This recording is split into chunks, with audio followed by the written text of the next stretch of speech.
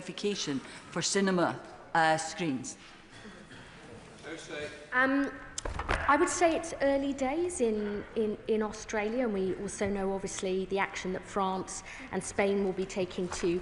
I don't know if she was present during my statement last week, where I set out that we will indeed consult on a whole range of different options, from a ban on social media for the under-16s to raising the digital age of consent, looking at issues around curfews overnight, stronger age verification measures.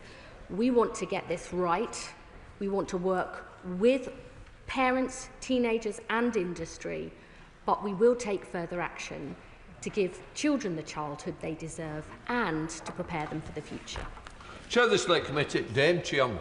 Thank you very much, Mr. Speaker. And 1 year ago, Meta, TikTok, X and Google all confirmed to my Select Committee that they did hold themselves accountable to the British people through Parliament. And before Easter, we will be revisiting the findings of our social media and algorithms inquiry in an evidence session with them. I mention this because it is clear that governments across the world are urgently seeking ways in which to make tech platforms more accountable. As she consults on children and social media, will the Secretary of State confirm that any eventual ban should be in addition to and not instead of more effective regulation of these powerful platforms? I want to thank my honourable friend for the work she is leading on this crucial issue. I know how passionately she and the committee and many other members in this House feel about the role of our algorithms, misinformation, disinformation, and the impact on our democracy and the political process. The specific consultation we have launched is on children's online lives and how to give them the best life online as we want for them in the real world. But she will also know that I constantly keep these issues under review, because we want to make sure AI and tech is used for good, not to cause further problems in our society. Dr Ben Spencer, Shadow Minister. Thank you, Mr. Speaker. The public support a ban on social media for under-16s. Our benchers support a ban on social media for under-16s. Her benchers support a ban on social media for under-16s. Now, the Secretary of State has said many fine words about her concerns of children's safety online, but what we need now is action. So will she take the opportunity now to make clear what her position is? Does she or does she not support a ban on social media for under-16s? I'm very aware of the strong views on this issue. He didn't mention that organisations like the Molly Rose Foundation, the NSPCC and other organisations think there are problems with the social media ban for young people, and I want to listen closely to those views. But I would say to the honourable gentleman, it was members on this side of the House who stood up against X and Grok when their spokesperson said it was a legal grey area when it wasn't, and accused us of being like the mullahs of Iran. I am proud of the action we have taken to keep kids safe online. Let's see what he has ever done. Victoria College, Liberal Democrat spokesperson. Thank you, Mr. Speaker. We have already heard from thousands of stakeholders, including concerned parents, teachers and young people, all crying out for help against fast-evolving online harm, which is why the Liberal Democrats have proposed a world-leading approach to ban harmful social media based on a future-proof, harms-based approach backed by 42 children's charities and online experts. So as the world is waking up to this seatbelt moment for online safety, now is the time for action. So I push again. A consultation is not good enough. So will the Secretary of State please assure us that this will at least look at how we ban harmful social media for under-16s rather than if? Well, we are banning harmful content for children. This government has taken decisive action to protect children and young people from intimate image abuse, self-harm, cyber-flashing and strangulation in pornography. And I know honourable members on both sides of the House will continually ask me this question today. I believe a consultation, swift, with proposals before the summer, is the right and the responsible way forward, to hear the different views, try to build consensus where we can, but then to decisively act. And I hope the Honourable Lady, who I know really does care deeply about these issues, will work with us, including with her constituents, to make sure we build the strongest possible framework for the future. Fred Thomas. Question number 3, please, Mr. Speaker. Secretary of State. The government's consultation on children's use of social media and how we actually build a great life online for our young people will include the option of banning social media for under 16s. We'll also look at other measures, such as raising the digital age of consent, breaks to stop excessive use or doom scrolling overnight, curfews, enforcement of existing age verification laws. I think there's more to be done there, and addressing concerns about the use of VPNs. I've also said I'll take further action on AA chatbots when that's necessary. There are strong and differing views about this issue, which is why we believe a swift consultation rooted in the evidence is the right and responsible way forward. Fred Thomas. Thank you, Mr. Speaker. Every day that children are exposed to harmful and addictive content is another day of preventable harm. Yesterday, the Spanish PM, Pedro Sanchez, announced that Spain will ban social media for under 16s, pledging to protect children there from the digital Wild West. Expectations are that their government in Spain will begin passing that legislation next week. Meanwhile, we know about France, we know about Australia. There's accelerating momentum from our allies to move quickly and decisively on this.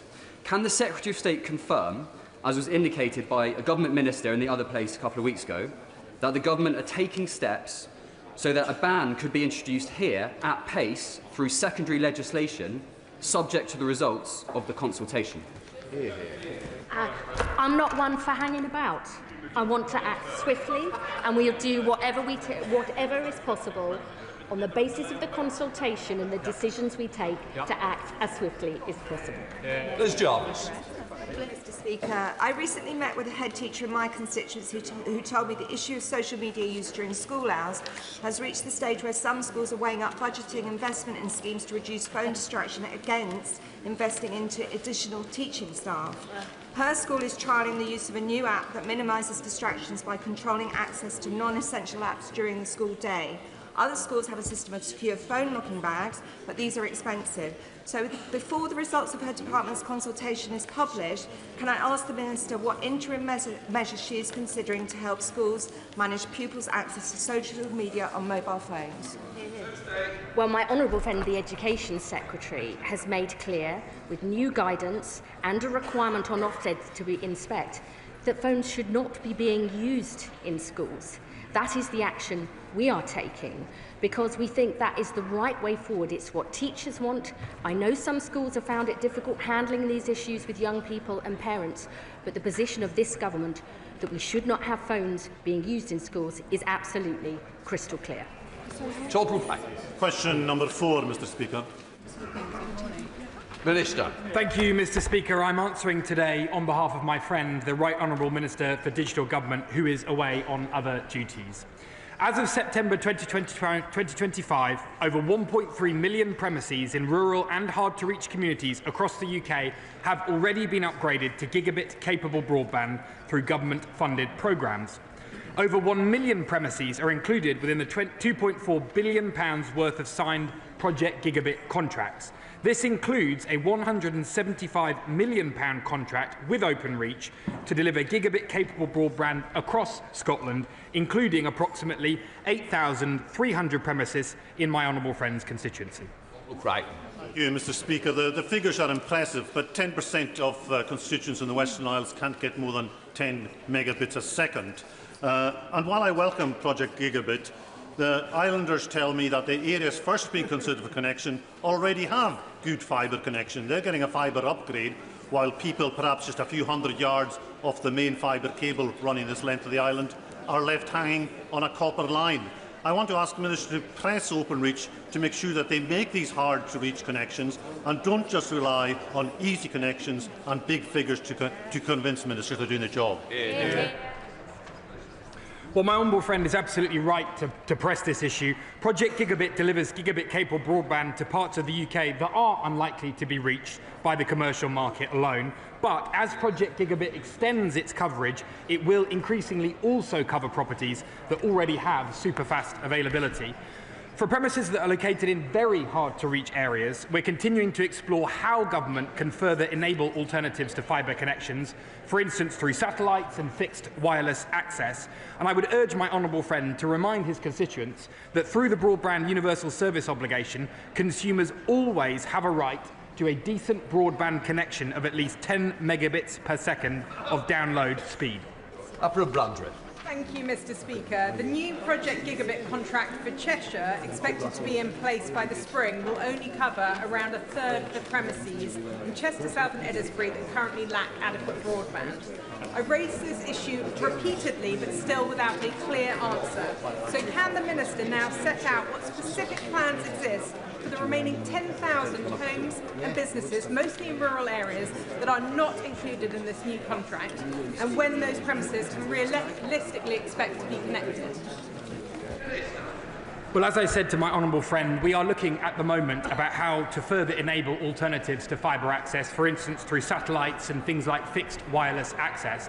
I'm sure my friend, the Minister, would be happy to meet with the member to discuss the specific issues in her constituency, as he would with my honourable friend, the member on my side. Jess Brown-Fuller. Question number 5, Mr. Speaker. Minister. Thank you, Mr. Speaker. With your permission, I should like to answer questions 5, 6 and 12 together. Mr. Speaker, with groundbreaking steps in the Online Safety Act, we are protecting children from illegal and harmful content online. This Secretary of State's first step was to make sure that self-harm and suicide content were made priority offences. We have legislated to criminalise the depiction of strangulation in pornography. We have legislated to criminalise the creation of non-consensual intimate images. We have made those priority offences. We have now launched a short consultation to protect children's experiences online. Under this government, Mr. Speaker, children's well-being is put right at the heart of our decisions. Jess Brown-Fuller. Mr. Speaker, I thank the Minister for his answer. The Online Safety Act was intended to protect children and teenagers from harmful social media content. The Molly Rose Foundation study found, before the Online Safety Act was implemented, that over a third of 13 to 17-year-olds were seeing harmful content online, including self-harm, depression or eating or disorder content. Young people in my constituency are telling me that they are still seeing this content. So will the Minister commit to publishing a report examining whether the Online Safety Act is meeting its stated aim of keeping children safe online while we wait for the government's response to their own consultation? Minister. Well, can I thank the honourable member for bringing a really important point. I've engaged very deeply and frequently with the Molly Rose Foundation on this and wider concerns. We continue to make sure that the monitoring and evaluation of the Online Safety Act's implementation is in progress. I'm engaging regularly on it. I'd be happy to continue the conversation. Catherine Atkinson. Thank you, Mr. Speaker. I've heard from many parents in Derby who want to know that when their children go online, they're properly protected, not left exposed to harmful content or addictive design features. But I've also spoken to many young people who are also concerned about what they face online. So can the Minister set out how, in addition to listening to the voices of children and organisations representing children and bereaved families, which is vital, we put children and young people at the heart of this national conversation and ensure that their voices are heard too? Absolutely right. Well, can I firstly pay tribute to my honourable friend for the depth and breadth of her advocacy for the people of Derby in particular. Mr. Speaker, I can confirm that I'd be delighted to make sure that we continue the conversation with young people. I was at a school last week, I'm going to be at a school this week, and I commit to the House with the Secretary of State that we will continue to put young people at the heart of all our decisions. And the bills. Mr. Speaker, I've been contacted by over 400 of my constituents who are calling for greater regulation of social media and young people's use of it. There is disagreement there about whether this should be a full or a partial ban and exactly which age this should be introduced. Regardless of where the government's consultation leads, there will be a cliff edge and young people will at some point start to engage with the digital world. So with that in mind, I'd like to ask what engagement the Department are having with the Department for Education's curriculum review to give young people the skills, information, support they need to identify online harms and online misinformation. Well, our honourable friend is absolutely right, Mr. Speaker. Regulation is one part of it, but at the heart of it, media literacy education is the fundamental thing that we're focused on as well. We're engaging very closely with the Department for Education on a media literacy aspect of the national curriculum to make sure that our young people are able to spot misinformation, disinformation, and be prepared to make the most of online experiences. Mr. Speaker, further to the question put to the Secretary of State earlier by the Chairman of the Select Committee, my teenage informant tells me that if you ask it the right question, most US-based search engines will tell you how to access the dark web. That is clearly undesirable. What are we doing to stop it? Well, I thank the honourable member for that point. We are looking very closely, of course. Already under the Online Safety Act, platforms have the responsibility to make sure young people are not able to access harmful content, and in particular in relation to wider access methods, whether that be VPNs or beyond. We're looking very closely at the patterns of behaviour. We have been so far pretty successful. After an initial spike in the use of some of those platforms, we've seen a levelling off. I hope very much that continues. We will continue to monitor it. That's in topicals. Topical number one, please, Mr. Speaker. Mr. Speaker, we are in a race for the future, and this government is determined to seize the opportunities of AI to win for Britain and the British people. Last week, I announced our Lanarkshire AI growth zone, creating 3,400 jobs. On Monday, I announced Barnsley will be the UK's first tech town. And we've announced free AI skills for all. Because if we want AI to work for Britain, we need Britons who can work with AI. Thank you, Mr. Speaker, and I thank my right honourable friend for her response. This Labour government is making great strides at deploying digital technologies to provide access to public services and bring them bang up to date. Will my right honourable friend please outline how this will benefit the residents in my constituency of Watford, while also offering some reassurance to those non-digital natives that they will still be able to access the public services they need? My honourable friend has always been a powerful champion for the good people of Watford. This government is determined to make sure national and local public services are more easily accessible online through things like the NHS app, getting a driving licence online, and information about your benefits. But we are really concerned about those without digital skills. That's why we launched the first digital inclusion plan in a decade, including free digital skills training, which the honourable members' constituents can take advantage of. Julie Lopez, Shadow Secretary of State. Thank you, Mr. Speaker. Amid the utter muckstorm of this week, it's World Cancer Day, when we should be thanking our incredible scientists whose breakthroughs give hope to patients at their lowest ebb. Does the Secretary of State think that her government should charge VAT on medicines being supplied to those patients for free? I am very proud that this government has today announced its proposals to improve cancer care for people right across the country. It is absolutely essential that we get more people access to faster, better services. And I have always believed that we need to do that in the way that is fairest possible for people, and to back our great scientists to make even more improvements in future, which is why I'm so proud of our life sciences sector plan alongside the 10-year NHS plan. Julie Lopez. Mr. Speaker, I didn't uncover any answer there. Charities and life sciences firms are telling me that this government has begun issuing tax bills on free drugs, such that one company is stopping a compassionate access scheme and withdrawing 2 critical cancer drugs, and more could follow suit. That is a disaster for patients, a disaster for securing clinical trials, and a disaster for this government's cancer strategy.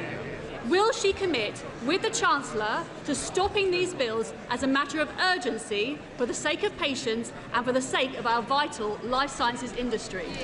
I would say to the honourable lady, Thanks very much for that, Chair. I would say to the Honourable Lady, this government is transforming life sciences in this country with the biggest investment ever into research and development. A 10-year NHS plan that will radically reduce the time for drugs getting to clinical trials and ensuring that our pharmaceutical sector has a proper deal, including with the NHS. That's how we get better services to patients, and I'm proud of this government's record. James Lassart. Thank you, Mr. Speaker. The London Design and Engineering UTC in the Royal Docks has just received an outstanding Ofsted, including commendation for the way they prepare students for the next stage of employment. Does the Secretary of State agree with me that this industry-level offer of resources and training at this stage in education is vital if we're to have thriving STEM sectors?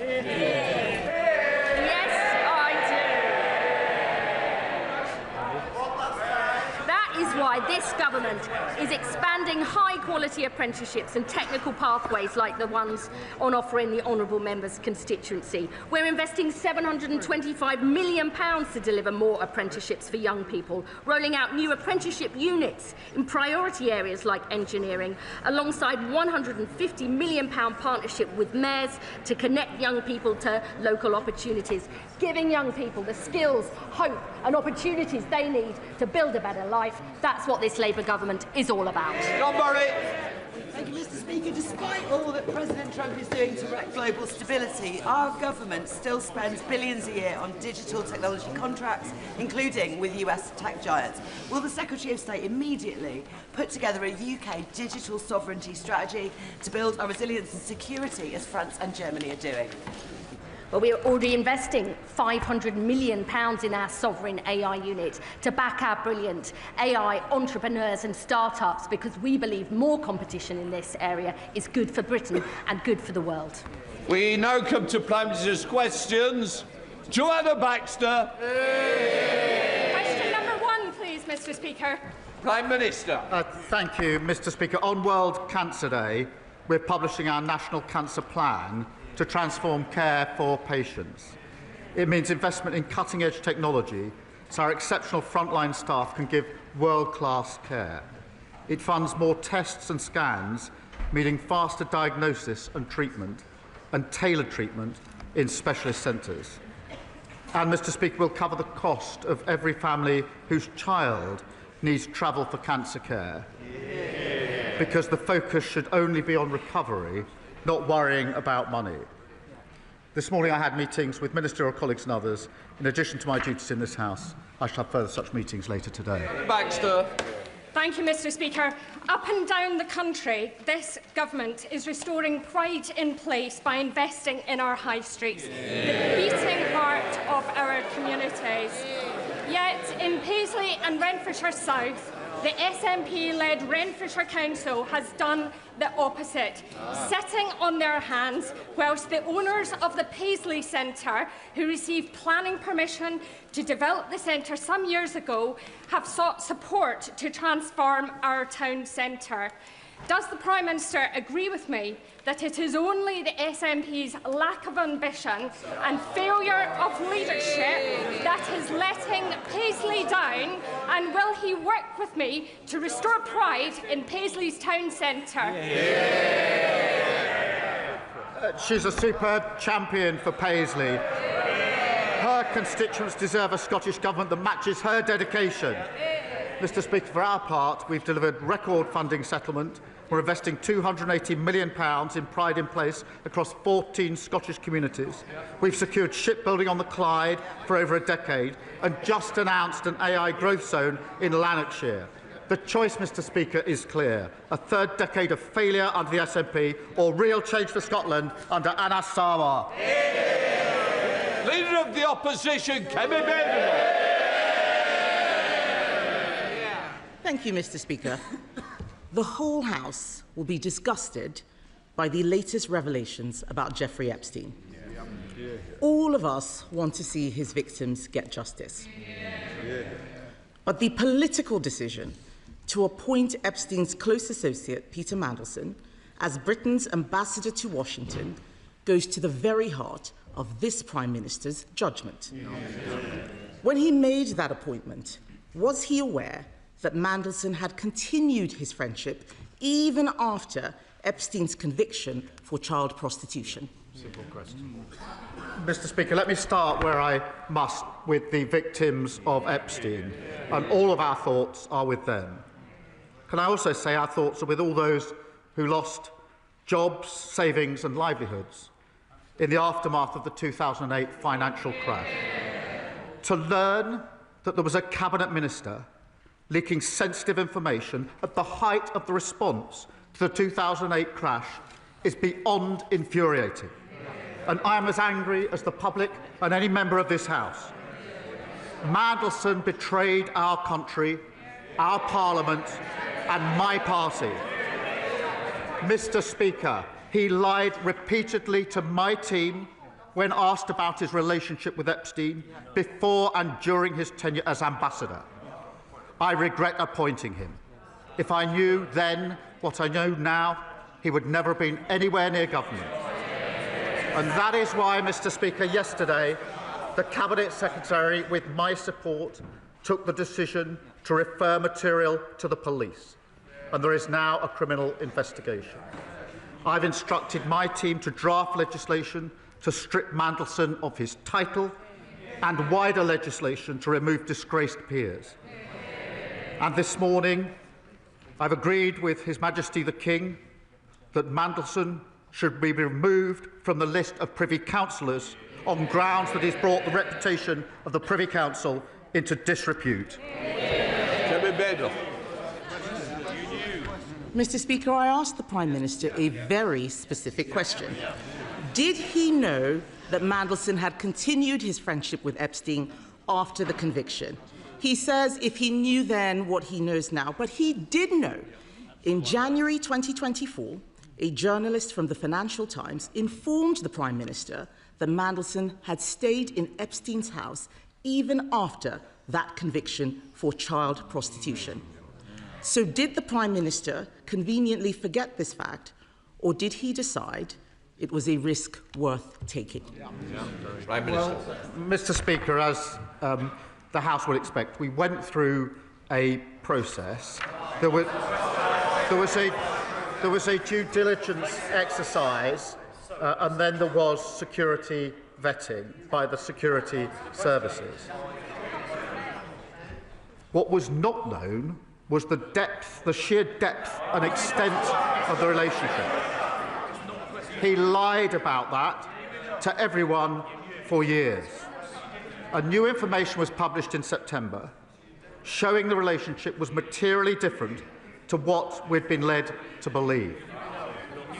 When the new information came to light, I sacked him. But we did go through a due diligence exercise. The points that are being put to me were dealt with within that exercise. In response to the humble address this afternoon, I intend to make sure that all of the material is published. Mr. Speaker, the only exemptions are national security, if it prejudice national security. My first duty is obviously to keep this country safe. And when we drafted humble addresses, we always put an exemption for national security. But also anything will prejudice international relations. Mr. Speaker, you in the House will appreciate that in the course of discussions country to country, there are very sensitive issues of security, intelligence and trade which cannot be disclosed without compromising the relationship between the two countries or a third country. Mr. Speaker, so that I can be totally open with the House, I should also disclose that the Metropolitan Police have been in touch with my office this morning to raise issues about anything that would prejudice their investigations. We're in discussion with them about that, and I hope to be able to update the House, but I do think I should make that clear to the House at this point, because those discussions are ongoing. Shall I clear that up? I'm going to come to the humble address in a moment, but the Prime Minister cannot blame the process. He did know it was on Google. If the Conservative Research Department could find this information out, why couldn't Number 10? On the 10th of September, when we knew this, I asked him at that dispatch box, he gave Mandelson his full confidence at that dispatch box, not once, but twice. He only sacked him after pressure from us. I am asking the Prime Minister something very specific, not about the generalities of the full extent. Can the Prime Minister tell us, did the official security vetting he received mention Mandelson's ongoing relationship with the paedophile Jeffrey Epstein? So clear. Prime Minister. Yes, it did. As a result, various questions were put to him.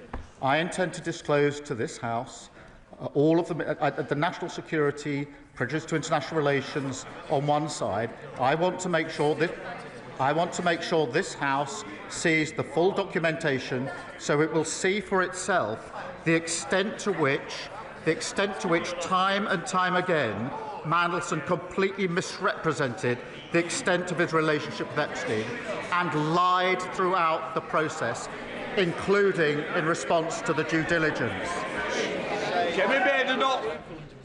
Mr. Speaker, I think it is shocking what the Prime Minister has just said. How can he stand up there saying that he knew, but he just asked Peter Mandelson if the security vetting was true or false? This is a man who had been sacked from cabinet twice already for unethical behaviour. That is absolutely shocking. And that is why later today, my party will call on the government to release all documents relating to Mandelson's appointment, not just the ones the Prime Minister wants us to see. Because this government is trying to sabotage that release with an amendment to let him choose what we see, the man who appointed Mandelson in the first place. Labour MPs now have to decide if they want to be accessories to his cover-up. Can the Prime Minister guarantee that he won't remove the whip if they refuse to vote for his whitewash amendment? Prime Minister. Mr. Speaker, the first exemption is in relation to anything that could compromise national security. That is not a small matter, and many members on the benches opposite will know precisely why that needs to be in the exemption. When we were drafting humble addresses, when we were sitting over there, we always made sure that exemption was in because we knew how important it was to the then government. I don't think I've seen a humble address without that in, because and just to be clear, to vote to release something that would prejudice national security is wrong in principle. The second exemption is in relation to things that would prejudice international relations. There will be discussions about security and intelligence and trade, which are highly sensitive to the two countries involved and to third countries. Well, they have to ask themselves whether they want to vote to prejudice our national security. I don't think they do. I don't think, in fairness, that they do. But can I reassure the House, Mr. Speaker? Let me reassure the House that the process for deciding what falls into those categories will not be a political process. It will be led by the Cabinet Secretary, supported by government legal teams. So they will be looking at the question of prejudice. They will be making that decision. The only additional thing I just want to put before the House, because there was a discussion this morning with the Metropolitan Police, is that we are in discussions with them about any material that they're concerned will prejudice their investigation. We're at an early stage of that discussion, but I didn't want to have the House not know that that discussion is going on. Mr. Speaker, the Prime Minister is talking about national security. The national security issue was appointing Mandelson in the first place. And what he has said about the humble address is a red herring. To those Labour MPs who were not there in the last Parliament, let me tell them, humble addresses already exempt genuine national security. This is not about national security, this is about his job security. His amendment lets him withhold anything to do with international relations. But this whole appointment is to do with international relations. So if they're voting for it, they are voting for the cover-up. If the Prime Minister is serious about national security concerns, then he should ask the Intelligence and Security Committee to decide which documents should be released. Will he commit to doing so here and now? Prime Minister. Mr. Speaker, I've set out the process. It won't be a political process. It will be led by the Cabinet Secretary, supported by the government legal teams. But I'm pleased that she, I think, now accepts that at least the first exemption that we've written in to the amendment, the petition, is the right amendment in relation to prejudice national security.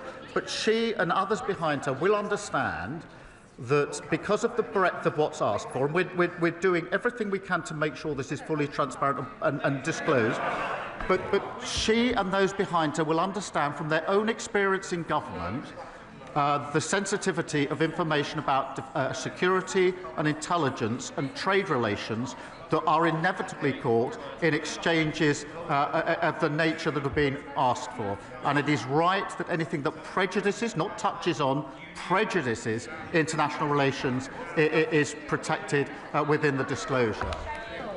If that was really the case, then he wouldn't mind if the ISC had a look. And let's be clear, he says the Cabinet Secretary makes it non-political, but that doesn't make it independent. What we want is an independent look. The ISC is independent. The Cabinet Secretary works for him. We know that there will be a cover-up because this implicates the Prime Minister and his Chief of Staff, Morgan McSweeney, a protégé of Peter Mandelson. The Prime Minister chose to inject Mandelson's poison into the heart of his government on the advice of Morgan McSweeney. His catastrophic lack of judgment, telling us now that he did know, has harmed the special relationship. It has endangered national security. It's not the humble address, it's him. It's compromised our diplomacy, and it has embarrassed our nation. After all of this, does he have the same full confidence in Morgan McSweeney that he had in Peter Mandelson? Prime Minister. Morgan McSweeney is an essential part of my team. He helped me change the Labour Party and win an election. Of course I have confidence in him. But, Mr. Speaker, whatever is slung across this dispatch box, I don't think it's right for the Cabinet Secretary to be denigrated in that way and to suggest that he would be involved in a cover-up. There's the politics that comes over the dispatch boxes, but I honestly don't think it's right to impugn the Cabinet Secretary in that way. And I suspect in their heart of hearts, many on those benches would agree. Mr. Speaker, I'm as angry as anyone about what Mandelson has been up to. The disclosures that have been made this week of him passing sensitive information at the height of the response to the 2008 financial crash is utterly shocking and appalling. He has betrayed our country. He's lied repeatedly. He's responsible for a litany of deceit. But this moment demands not just anger, but action. And that's why we've moved quickly, referring material to the police, publishing legislation so we can remove titles from disgraced politicians, and stripping Mandelson of his Privy Councillorship. That is what the public expect, and that is what we will do. Limits.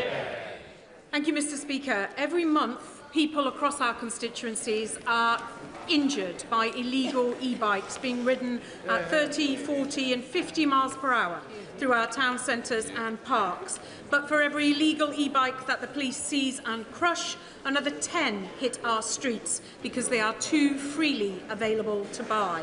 That's why Cumbria's Police, Fire and Crime Commissioner and 28 other police commissioners across the UK are now backing my bill, which would ban the sale of illegal e-bikes. Will the Prime Minister set out what action the government will take to protect the public and ban the sale of these monster bikes? Prime Minister. Can I pay tribute to my honourable friend? She's a tireless campaigner to stop these antisocial, dangerous bikes terrorising communities.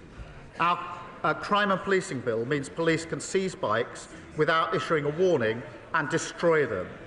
A product safety law means authorities have the powers to intervene to stop the sale of unsafe e-bikes. But I share her determination to get these bikes off our streets.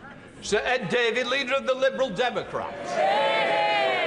Mr. Speaker, can I thank you and the Prime Minister for your responses to my tribute to Jim Wallace on Monday.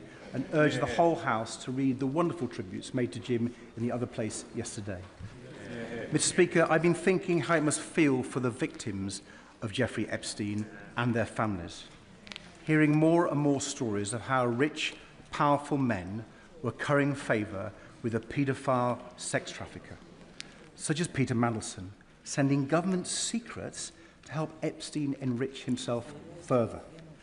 Seeing Mandelson made ambassador to the United States, even after his links to Epstein had been extensively reported by both the Financial Times and Channel 4 News. So can the Prime Minister tell us, given he now admits he knew about those links, before he gave such an important job to one of Epstein's closest friends, did he think at all about Epstein's victims? Mr. Speaker, we looked at the material. There was a process. There was then, as he will understand, there was then a security vetting exercise as well. And that's why I started by saying all of our thoughts are with the victims of Epstein. He is right at the beginning of his question to express anger at the material that has recently come out in relation to sensitive information in the aftermath of the 2008 crash. And that is why yesterday, working with the Cabinet Secretary, we referred a material to the police, which has now led to the criminal investigation that is going to follow. Mr. Speaker, I think the victims of Jeffrey Epstein deserved far better than that. They deserve Peter Mandelson not being appointed in the first place. We don't even know the full extent of the British establishment's involvement in his appalling crimes, or how many British girls and young women were trafficked by him. So we need a full public inquiry, both to get justice for the victims and to protect our national security. Mr. Speaker, the Polish government think Epstein may have been spying for Vladimir Putin. Is the Prime Minister concerned that Peter Mandelson may have been leaking state secrets, not just to a paedophile American financier, but also a Russian agent? Well, Mr. Speaker, he talks of a public inquiry. Obviously, the focus now has to be on the criminal investigation which has started. As he knows, that investigation will go wherever the evidence leads it. And I've made it absolutely clear that the government will cooperate, as he would expect, with that criminal investigation, wherever it goes. Thank you, Mr. Speaker. I welcome the news that Bristol East will be getting another 3 breakfast clubs. I've seen how these clubs aren't just about making sure that no child starts the school day hungry. They're also about giving staff the extra time to spend with the children and to spot whether there might be trouble at home. And on that note, can I urge the Prime Minister to work with schools on our manifesto commitment to identify children with parents in prison to make sure that those children get all the support that they need? Can I thank her for raising this and confirm that we're looking at how we can strengthen the support in place for these children so no child falls between the cracks. Free breakfast clubs mean every child is fed and ready to learn, and I'm delighted to see 3 more in her constituency as she references. But I also want to mention Rushbrook Primary Academy, Oasis Academy Aspinall, Longsight Community Primary, St Bernard's Roman Catholic Primary School Manchester, all soon operating free breakfast clubs in Gorton and Denton. Sybil Roberts. Diolch yn fawr iawn, Llyfarydd. The victims and survivors of Epstein and his circle of overprivileged elite are at the forefront of my mind here and now. Mandelson, we now know, described Epstein's release from prison after being sentenced for child sex offences as Liberation Day. This man's association with Epstein was known when the Prime Minister personally appointed him as the UK's ambassador to the USA. Yep. How can we trust the Prime Minister's judgment? And in questioning that, how can we trust him to remain as Prime Minister? Can I join her in the disgust in the comments that she just read out? But to be absolutely clear, the scale and the extent of the relationship between Mandelson and Epstein was not disclosed. On the contrary, it wasn't just not disclosed. Mandelson lied throughout the process and beyond the process. He lied, and he lied again to my team. Luke Charters. Speaker, an EU agri-food deal would boost exports and cut supermarket prices. The CBI backs it, and according to Best for Britain's polling, 62% of the public do. But surprise, surprise, Reform oppose it. I thought the member for Ashfield wanted 30p food. Does the Prime Minister agree that while some opposite prefer temper tantrums with Brussels, this Labour government must build closer ties with Europe to cut the price of a weekly shop? Well, Mr. Speaker, right, the deal that we've struck with the EU means lower prices at the checkout, more choice on the shelf, and more money in people's pockets. It's good for British fishers and farmers who face less red tape, selling our world-class produce into a crucial market. It comes alongside the opportunity for young people to work, travel across Europe, the work we're doing to cut energy bills and closer work on defence. All of this is opposed by Reform and the Tories, who sold the myth, botched Brexit, and left families and businesses paying the price. Charlie Juhas. Mr. Speaker, now I'll give the Prime Minister some brief respite from Peter Mandelson. However, he will also be familiar with the name Phil Shiner, the disgraced lawyer who was struck off and convicted for repeatedly inventing vexatious cases against British troops in Iraq. So it is something of a surprise that the Prime Minister authored a chapter in Mr. Shiner's book about pursuing our veterans via the ECHR. So can I ask him specifically, was he ever instructed by Mr. Shiner's law firm, Public Interest Lawyers, to act in any legal case? Let me be absolutely clear about this. As soon as there were any allegations of wrongdoing by Phil Shiner, I've had absolutely nothing to do with him. Thank you, Mr. Speaker. In Aldershot and Farnborough this year, we are looking forward to hosting the National Celebrations for Armed Forces Day in the home of the British Army. Businesses in my community welcome this government's record investment in defence in the years ahead, but our banks still struggle to lend to defence companies because of international regulations. Will the Prime Minister ensure that the UK works with Canada and our other allies to found the multilateral Defence, Security and Resilience Bank so that we can get money moving to our defence industries, get our armed forces what they need and stand firm against our adversaries? Well, I'm delighted that Aldershot will be hosting Armed Forces Day because they've got a hard-working Labour MP and a Labour council. Our historic defence spending uplift must be an engine for growth and jobs here in the United Kingdom. That's why we're committed to spending an extra £2.5 billion with SMEs. I do agree with her. It's vital that we work in lockstep with our allies, particularly in Europe, to enhance and align our defence capabilities. We're therefore working at pace to identify the most effective mechanisms for greater multilateral cooperation. Dr. Neil Hudson. Thank you, Mr. Speaker. Prime Minister, for months our communities in Epping have been deeply distressed by the Bell Hotel reopening as an asylum hotel. My thoughts remain with the victims of the sexual assaults, including the 14-year-old Epping schoolgirl. That trauma compounded by the offender's mistaken release from prison.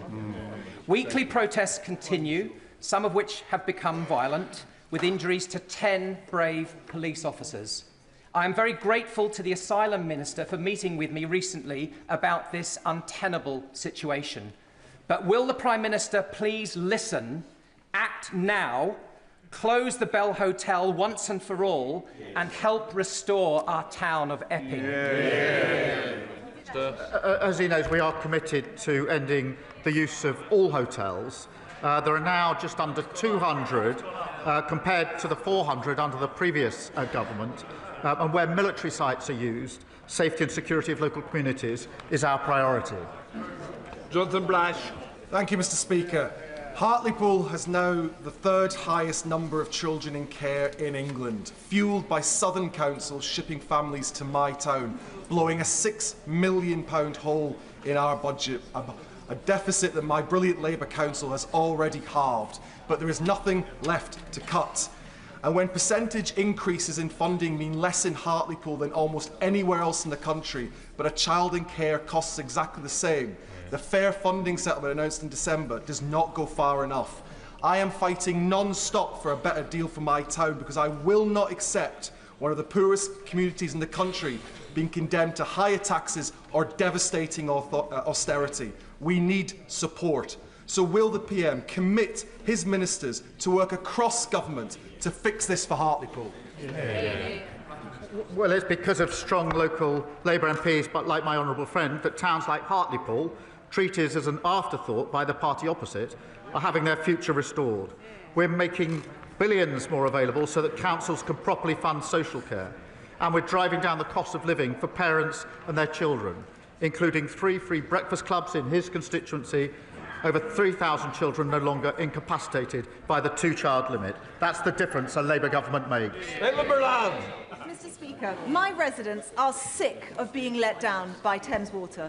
Robert and Patricia were sent a £39,000 bill they didn't actually owe. Len and Jenny were forced to use the Portaloo for months as sewage filled their home, and parents still think twice about sending their children to swim in the river. Now, we understand a £16 billion rescue deal is soon to cross the Prime Minister's desk. Will he admit today what everyone already knows, that Thames Water is dead in the water? Any delay is pointless, and it should be allowed to be put out of its misery and rebuilt as a company for public benefit. Well, can I thank her for raising that, and I know how much and important it is for her constituents. We have taken measures in relation to strengthening oversight and the control that we have. We won't hesitate to go further, and I'll make sure she gets a meeting with the relevant minister to discuss. Thank you, Mr. Speaker. It was a privilege that weekend to join fellow North East MPs on the destroyer HMS Duncan, to meet the crew and also be briefed on the exciting plans for the innovative future of the Royal Navy. A future that should be bright, given the £10 billion frigate deal with Norway, but also a future we absolutely want our region to be part of. So would the Prime Minister agree that given the North East strengths in AI, satellite technology and advanced manufacturing, North East workers and businesses should be at the heart of the future hybrid navy? And will ministers meet us and industry leaders to put the North East at the heart of our future defence? Mr. Speaker, can I first thank the commanding officer and crew of HMS Duncan for their service, and thank my honourable friend. I remember meeting the brilliant workforce in his region, and I know the defence ministers would be delighted to do the same. Our record defence spending is supporting jobs and growth across the North East. We invested £200 million in Optric semiconductors in his constituency last year. As we increase defence spending, the North East will play a major role securing good skilled jobs for generations to come. Christine Jardine. Thank you very much, Mr. Speaker. And can I associate myself with the comments of my party leader about Lord Wallace, a man I feel I was privileged to know. But can I ask the Prime Minister, given the conversations which are taking place in this place today and up and down the country about Peter Mandelson and his involvement with the paedophile who trafficked women, and the millions of women, particularly in this country, who will have been triggered by that, given the establishment's proximity to what happened, will the Prime Minister assure that there will be support set up, helplines, and that as well as the victims, the direct victims, those indirect women who've been triggered now will be supported? Well, she's right to raise this, and obviously we'll support the police on the one hand with their investigation, but also we will press on with our work to halve violence against women and girls, which is very much about putting the support in place that is needed for all victims of violence. That is a crucial part of our work, and I hope we can work across the House in support of it. Ellen Hayes. Thank you, Mr. Speaker. I'm proud that Labour MPs voted yesterday to remove the 2-child limit and lift 400,000 children out of poverty. But child poverty cannot be eradicated while children are living in overcrowded temporary accommodation without their own bed or anywhere to do their homework. So will the Prime Minister commit to urgent and persistent action to drive down the use of temporary accommodation, ensuring that our councils, including my councils of Lambeth and Southwark, have the funding they need in the final local government finance settlement next week? Well, can I join her in the pride in voting to remove 500,000 children from poverty and lift them out of poverty after hundreds of thousands were plunged into poverty by the party opposite when they were in government. On the point she raised about temporary accommodation, she's right that every child deserves a safe, warm and secure home. We're investing a record £3.5 billion in homelessness services and £950 million in local authority housing fund to deliver better quality temporary accommodation. Mr. Speaker, how we answer SEND families' call for justice will measure who we are. Christopher Lascaris was autistic and murdered aged 24. His mother, Fiona, who is here, spent 8 years begging authorities to protect him, but they refused because they presumed he had mental capacity. So will the Prime Minister support Christopher's law, creating a duty to assess mental capacity where it is in doubt to save the lives of others? Can I thank him for his question and for his tireless campaigning on behalf of Christopher and Fiona, who, as he points out, is with us today. Christopher's death was a tragedy, and I agree that we owe it to Fiona. I'm glad that she's here to hear it, and other families, of course, to get this right. I can reassure him that work is underway to examine what action is necessary to prevent further tragedies like this. That comes alongside our intention to consult on the liberty protection safeguards this year, and I'll make sure that he is fully updated on as the work progresses across government, and I would ask that he make sure that Fiona and others are updated as well. Ben Goldsborough. Thank you very much, Mr. Speaker. From heat-tolerant rice trials to world-leading science at the Earlham Institute and the John Innes Centre on the Norwich Research Park, South Norfolk is helping feed the world. Will the Prime Minister secure a clear carve-out for precision breeding in any future SPS agreement with the EU so Britain can continue to lead on this field? Well, can I thank him for raising it? As negotiations are ongoing, we remain committed, he'll be pleased to know, to the Precision Breeding Act and supporting new innovative technologies. And the EU accepts there will need to be areas where we retain our own rules, and we'll always prioritise British interests as we negotiate our SPS agreement. Caroline Johnson. Mr. Speaker, as you're aware, I've been campaigning for a Lincoln Dental School for some years, and I'm pleased to be able to tell the House that thanks to the hard work of, amongst others, Professor Juster, Professor Reid and Susie McPherson, Lincoln Medical School are now in a position to take their first cohort from 2027. So can I ask the Prime Minister, will he provide the necessary funding for this cohort of students to start to help improve the oral health of people right across Lincolnshire? Well, I'm pleased to hear the news about the dental school in her constituency, and we have put in further funding in relation to dentistry. We were left with a dental desert across many parts of the country. We're fixing that problem, but I'm glad to hear the news in her constituency. Ollie Billings. Thank you, Mr. Speaker. As the Prime Minister pointed out, today is World Cancer Day. As outlined in our cancer plan, early detection and diagnosis is vital. Will the Prime Minister agree to consider the campaign by my constituent Gemma Reeves, who is a nurse at the Queen Elizabeth Queen Mother Hospital, to ensure breast cancer screening for all women over the age of 40, and meet her to discuss how such a change would save lives? Well, I'd absolutely support that, and I'll make sure she gets a meeting with the relevant minister, because early diagnosis is so important for all cancers, and we must do everything we can to ensure that our early diagnosis is the absolute norm and never the default.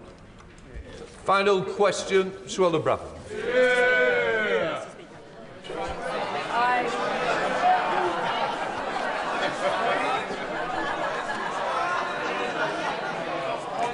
She's mute. Give her a moment. Thank you, Mr. Speaker. I recently met one of the bravest women I know. Elizabeth was 14 when she was raped in Rotherham. She is one of the survivors of the rape gangs, one of the biggest national scandals in our history. Whilst her first rapist was convicted and sentenced, Ashgar Bostan, she was subsequently, shockingly, allegedly abused by police officers serving in South Yorkshire Police. One of those officers remains on active service today. Elizabeth made complaints through Operation Linden. None of them were followed up. she rightly feels betrayed and failed by the very institution designed to protect her. Will the Prime Minister meet with Elizabeth, rape gang survivors and myself to commit that those who committed and covered up these abhorrent offences are put behind bars where they belong? Yeah. Well, I'm deeply concerned about the facts she's just outlined, and if she could give us all the details of that, I'll make sure that there is a relevant meeting and follow-up in relation to those concerns. Point of order, Sir David Davis. Thank you, Mr. Speaker. Today's debate will focus on Mandelson and his relationship with the paedophile Jeffrey Epstein. However, it will not cover his relationship with another alleged paedophile, murderer, gangster, specialist in bribery and corruption, and Putin favourite, Oleg Deripaska, a relationship that may be just as bad as that with Epstein. As European Trade Commissioner, Mandelson made decisions favouring Deripaska's company by $200 million a year. Mandelson avoided proper investigation by lying about the timing of his relationship with Deripaska. Mr. Speaker, how can we find out what investigations were carried out before Gordon Brown and his government appointed Mandelson as a minister? Do you agree this House needs to see this information? If so, how can we obtain it? Yeah. What I would say is, look, this is a very experienced member, and I know he'll pursue this through the many avenues, and I know there is a debate later in which he may wish to catch the chair's eye in order to raise these issues. These are very serious issues that he's raised, and this will be taken seriously, and I'm sure that the front bench has heard it as well. I will leave it at that. Mr. Speaker, please. Point of order. Thank you ever so much, Mr. Speaker. The Prime Minister said that in each humble address that his party laid in opposition, they mentioned national security. Mr. Speaker, the Prime Minister has left. However, I have checked the two most recent humble addresses laid by the Labour Party when they're in opposition, and all members on those benches should be very aware the words national security do not feature even once, because it is not necessary in a humble address. So, Mr. Speaker, how do we get the Prime Minister to correct the record when he's just chosen to leave the room? Don't be ridiculous. Can I just say to you, you put it on the record. I don't want to continue the debate, but you put it on the record, so it's there. Right. Point of order, Church. Thank you very much, Mr. Speaker. Now, the Prime Minister, in response to me just now, appeared to deny ever being instructed by disgraced lawyer Phil Shiner. Yet I have here the 2007 case of Al-Jeddah versus the Secretary of State for Defence, where it quite clearly says appellants instructed by public interest lawyers include one Keir Starmer QC. Perhaps the Prime Minister might want to return to the House and clarify his earlier remarks. I'm not here to continue a debate. You put it on the record, we will leave it at that. Right. We'll let the front benches change over.